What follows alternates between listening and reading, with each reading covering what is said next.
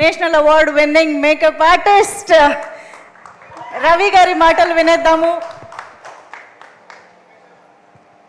అందరికీ good evening అండి.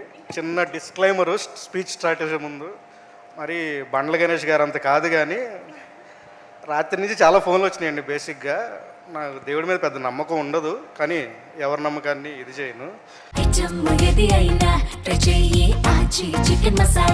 Chicken masala పొద్దున్న ఇలా ఫోన్ చేస్తే ఎవరో ఫోన్ చేసి, బాబు ఈ సంవత్సరం నీకు జాతకం బాగుంటుంది, మీ గోత్రం చెప్పు అని అడిగారు సార్. మళ్ళీ చెప్తున్నా డిస్క్లైమరు, బండ్ల గణేష్ గారు అంత కాదు, నాకు పెద్ద గుర్తుండవు గోత్రాలు ఇవి. మా అమ్మగారిని అడిగితే ఏదో చెప్పారు, మళ్ళీ ఇప్పుడు అది ఎందుకు లేండి అని ఆలోచించా. ఇందాడు ఏం చెప్దామా రేపటి నుంచి అని. కళ్యాణ్ బాబు గారి స్టైల్లో చెప్పాలంటే పింక్ ఎలిఫెంట్ గోత్రం, నిహారిక నక్షత్రం అని చెప్పి మార్చేసుకున్నా సార్ వాళ్ళ నుంచి. ఇంకోటి, బేసిక్గా సినిమాకి చాలామంది ఆర్టిస్టులు వస్తారు, అలాగే 11 మంది లేదా 14-15 మంది, వీళ్ళు ఎన్నో కంపెనీలు తిరిగి ఆర్ఎల్స్ ఎన్నో బ్యానర్లు తిరిగి చేసినా అది ఎలిమెంటరీ స్కూల్ టైప్ అండి.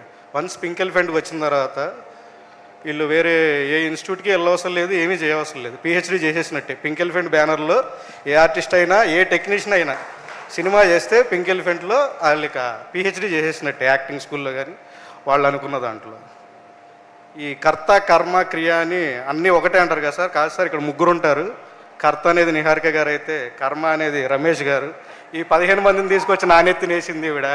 వీళ్ళతో నేను ఎట్లా సవనని ఆయన చెప్పి కర్మలాగా అనిపించారు అనుకుంటా ఆయన. క్రియ అనేది యదువంశీ గారు. అందరికీ థ్యాంక్ యూ అండి. ఈ నేషనల్ అవార్డు వచ్చినందుకు చాలా ఆనందంగా ఉంది. జ్యూరీకి థ్యాంక్ యూ.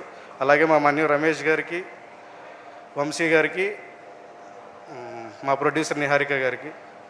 సార్ మా టీం ఒకటి ఉంది, వాళ్ళతో ఫోటో. అరే నాగు, వాళ్ళు కిట్టు, ప్రసాద్.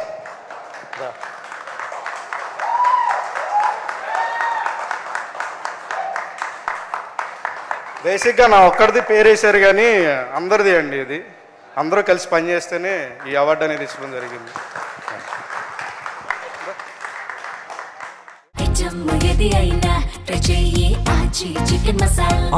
చికెన్ మసాలా